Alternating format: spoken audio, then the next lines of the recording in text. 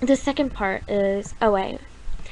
This is mostly about my experience, and my experience with OA is going to be, and is, a positive thing about my life.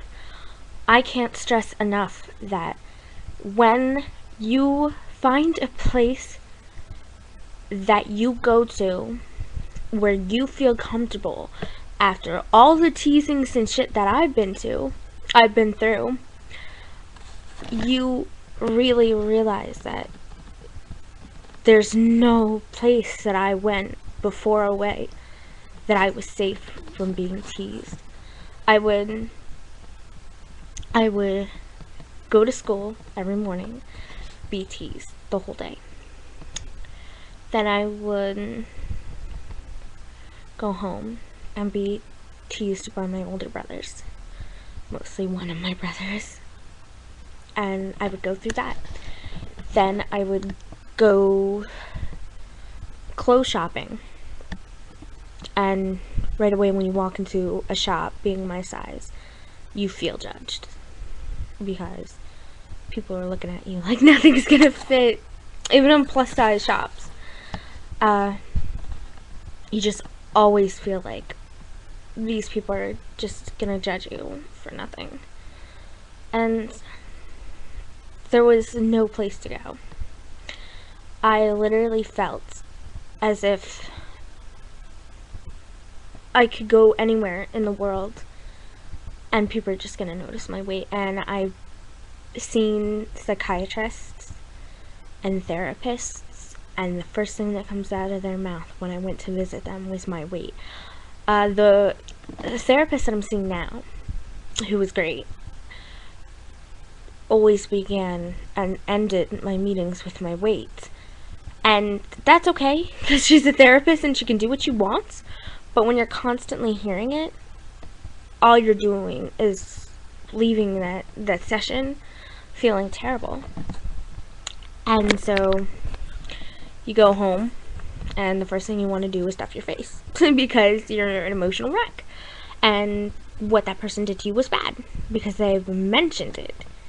And that for me was a bad thing because I didn't want to go anywhere and hear it because it was already stuck in my head.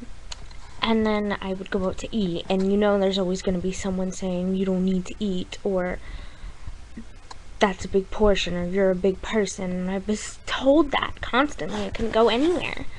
I remember this one time, it was a beautiful winter's day, I think, and me, my sister, and my mother went to get Italian food. We went to go and eat pasta.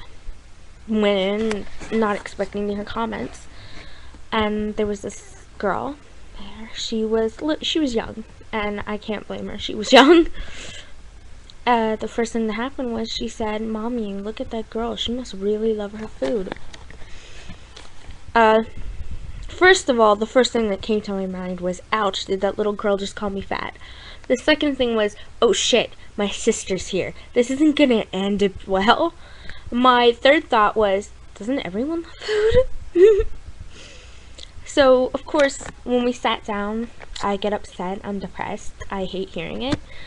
And my sister just says, how can someone, out loud, by the way, so that the family could hear it, she says, how on earth can someone raise a daughter so ignorant? I'm like, whoa. And that just embarrasses me. And so it was like, I'm grateful to have a sister who stands up for me. And it was fun. And she just made me laugh the whole time we were there. And thankfully those people were getting up and leaving by that time. So after the whole accident, there's this thing, there's this space, and a lot of people don't know this, but when you're teased for being overweight, you don't want to be seen. When you're teased about anything, about your looks, you don't want to be seen. You just don't.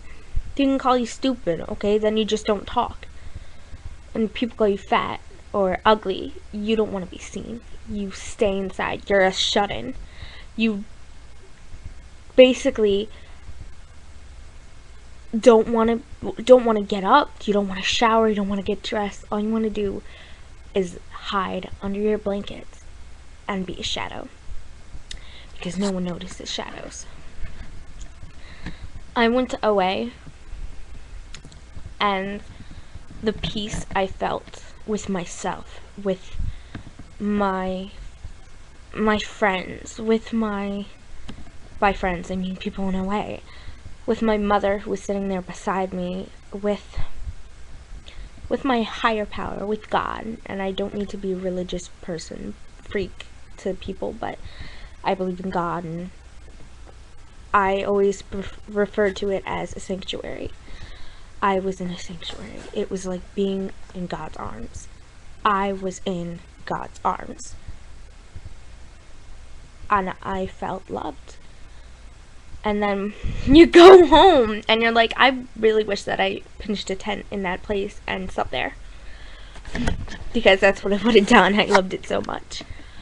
So every year they have a main retreat, and I can't say anything bad. It not only is it about recovery, but you feel a lot better because you're every day of your life, you're surrounded by people who don't hate you, don't look at you in a negative way. You can't even go to your house without thinking somebody's looking at you when you're bad. For me, I wasn't safe in my own house, and I'm still not safe in my own house, because I was overwhelmed and because I felt so safe. You know, you don't know how to handle feeling what you feel.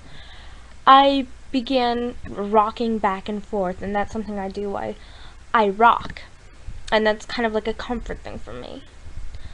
And that's what I did. And someone from the group walked up to me and sat down next to me, and he says, "Is something wrong?" And I said, "No, it's something I do." But the thing is, something was wrong. I felt weird. I felt strange. I felt uncomfortable. I was out of my comfort zone. Every day I woke up and the first thing I did was talk to people, and I wasn't isolated. I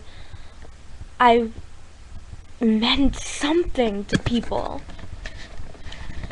And that feeling was just an extreme emotional ride for me, because most people, they're like, I don't feel that. I don't feel wherever I go. I go to church, I feel judged. I go home, I feel judged. I go to school, I feel judged. There are most people in this world that never even knew the comforts of being around people, actually getting out of your house, but not feeling judged in a group of people, in a room filled with people. The feeling someone just took you to heaven. And I felt that way, and I still do, in a way, something I feel every day now. Even not being in the meetings, you feel it. You feel the love. And I feel it all the time now. I can go home, or I can go out with my friends, and I know that I won't eat compulsively. I know I won't shove sugary snacks in my face, because now I know that I am safe, and I'm going to a place where not only I can talk about my struggles, but I can talk about my success and the hope that I have to remain successful. And this video took too long. Thank you.